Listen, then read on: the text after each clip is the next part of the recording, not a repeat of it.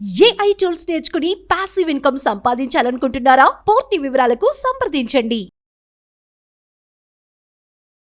Hello Ram గారు. Hi నారాజు.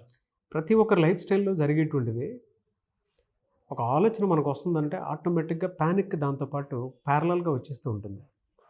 Happiness ఉన్నప్పుడు smile ఎలా అయితే వస్తుందో, ఒక యాంగ్జైటీలో ఉన్నప్పుడు, ఒక ఆందోళన వచ్చినప్పుడు దాని తాలూకు నెగిటివ్ థాట్స్ కూడా ఆటోమేటిక్గా పెనవేసుకుని ముందుకు వచ్చేస్తూ ఉంటాయి. మనం ఏం చేసుకుంటూ ఉంటామంటే ఆ స్ట్రెస్ భయంకరంగా ఉంటుందండి. దాని నుంచి బయటపడాలన్నా లేదంటే ఆ ఆలోచన థాట్ షిఫ్ట్ అవ్వాలన్నా కూడా ఇటు చూస్తే ఆటోమేటిక్గా దేనికి అది డిపెండ్ అయ్యి ఉన్నట్టు ఉంటుంది. యాంగ్జైటీ ఒకటి, థాట్ రన్నింగ్ ప్రాసెస్ ఒకటి, పక్కనే ప్యారలల్గా ట్రైన్ ట్రాక్ పరిగెడుతున్నట్టు పరిగెడుతూ ఉంటాయి. విజువలైజేషన్ ద్వారా దీన్ని ఎక్కడైనా మనం హోల్డ్ చేయడానికి అవకాశం ఉంటుందా? అది ప్రాక్టికల్గా ఏ విధంగా సాధ్యపడుతుంది? నారాజు, ఎప్పుడైనా ఫ్లైట్ ఎక్కా? చాలాసార్లు ఎక్కా. పైలట్ని చూసావా? కానీ పైలట్ని ఆయనకి లైసెన్స్ ఉందో లేదో చూసావా? చూడలేదు. టికెట్ తీసుకుని ఏం చేస్తావు? సైలెంట్గా వెళ్ళి సీటు చూసుకొని కూర్చుంటాం. బస్సు ఎక్కేటప్పుడు నా ఫ్రెండ్ ఉండేవాడు. బస్సు ఎక్కి నాకేదో డౌట్గా ఉంది అని అంటాడు బస్సులో కూర్చున్న తర్వాత. ఎందుకంటే ఆ డ్రైవర్ మొహం చూస్తే నాకు అంత నమ్మకం లేదు అని. అసలు నేను డ్రైవర్ మొహం ఎవరు చూడమన్నారా? అసలు బస్సు టికెట్ తీసుకున్నాడు, వెళ్ళి బస్సులో కూర్చోవాలి. డ్రైవర్ని టెస్ట్ చేద్దాం, డ్రైవర్ని చూద్దాం, వాళ్ళ అసలు మొహం అతను ఎలా ఉందో గ్యారంటీ ఇచ్చే మొహంలా ఉందా లేదా చూద్దాం అని అనుకున్నప్పుడు మనిషికి డౌట్ మొదలవుతుంది.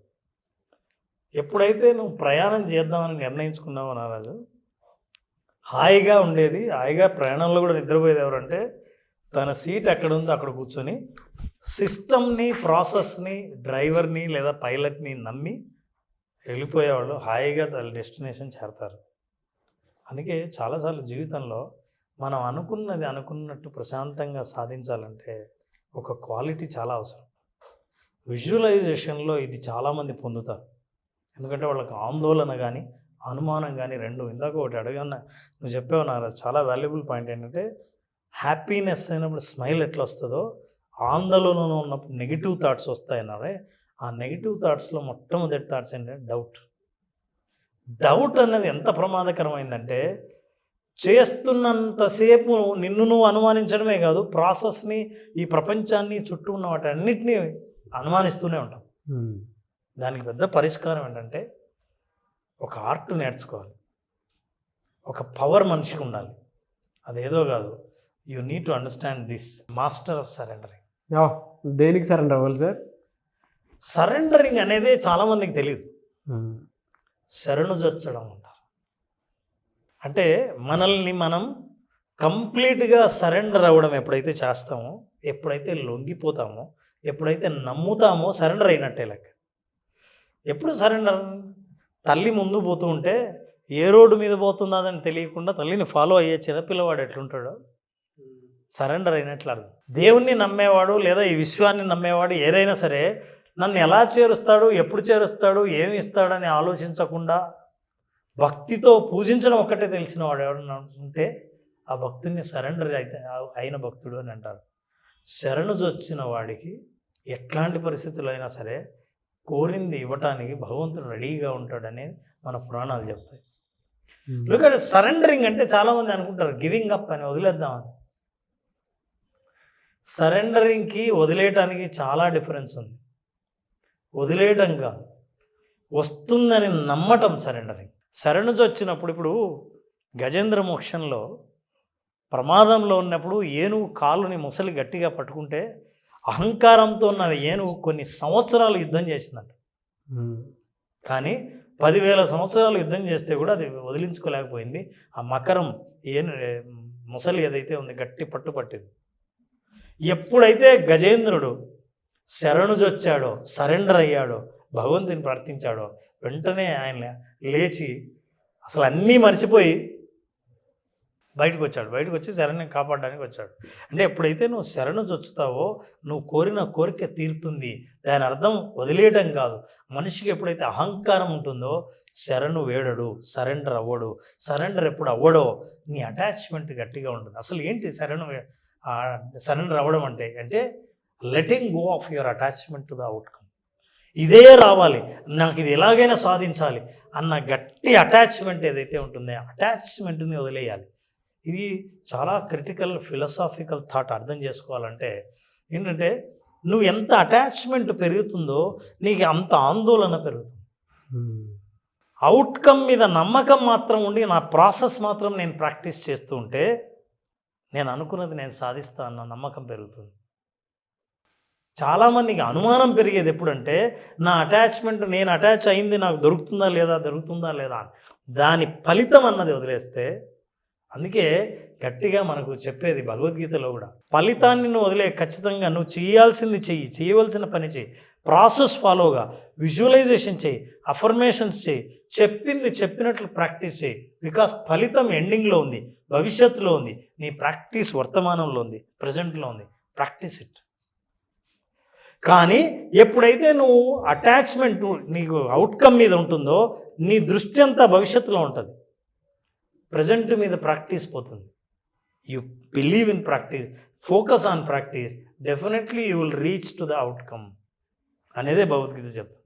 So that is the master of surrendering. ఏంటంటే learn lessons from negative situations, otherwise you will attract the same negative things in life. నువ్వు బహుశా ఆందోళనలతోనో, భయంతోనో, పాత నమ్మకాలతోనో, ఫెయిల్యూర్ అవుతానన్న వాటితోనో, ఈ ఆలోచనలతోనో నువ్వు చేస్తుండొచ్చు ప్రాక్టీసెస్.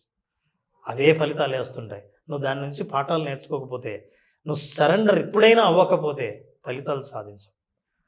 ప్రపంచంలో చాలామంది అనుకున్నవి సాధించిన వాళ్ళంతా వాళ్ళకు నమ్మకం ఉంది. ఏంటి ఆ నమ్మకం? ఆ నమ్మకాన్ని మనం కొన్ని అఫర్మేషన్స్ ద్వారా ఎలా సాధించవచ్చు?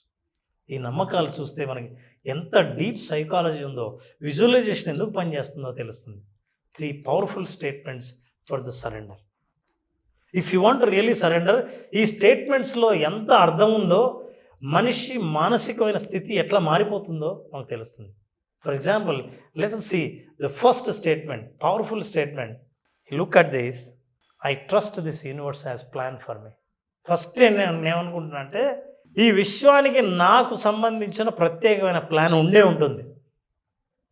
దాని ప్లాన్ ఉంటుందని నమ్మడం ఉందే, ఇక నా ప్లాన్ను పక్కన పెడతాను. నేను కోరాల్సింది కోరుకొని, I trust that there is a plan and I'm willingly surrendering to this guidance. మీరు ఎట్లా గైడెన్స్ ఇస్తుందో ఈ యూనివర్స్, ఆ గైడెన్స్ను ఫాలో అవ్వడానికి నేను సిద్ధంగా ఉన్నాను.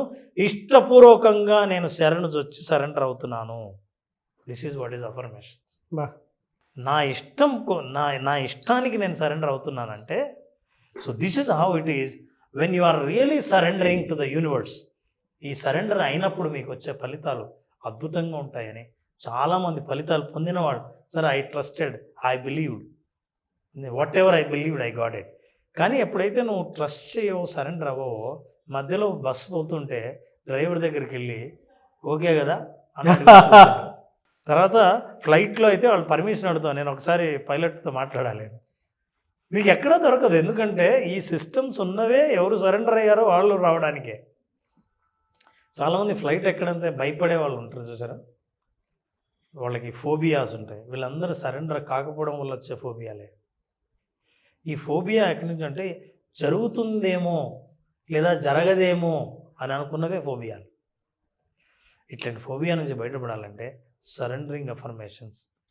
ఫస్ట్ ఏంటంటే నేను నమ్ముతున్నాను వాళ్ళు ఖచ్చితంగా నా కోసం అంటూ ఒక పథకం ఉంటుంది, అది జరుగుతుంది అని. The second affirmation, look at this, I release my need to control the outcome.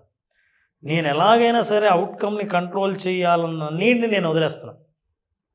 ఎందుకంటే ఇక నేను కంట్రోల్ చేయక్కర్లేదు, నా కోరిక బలంగా నేను పంపించానంతే. And I trust the wisdom of universe. నాకంటే జ్ఞానం ఎక్కువ యూనివర్స్కి ఉందని నమ్ముతున్నాను.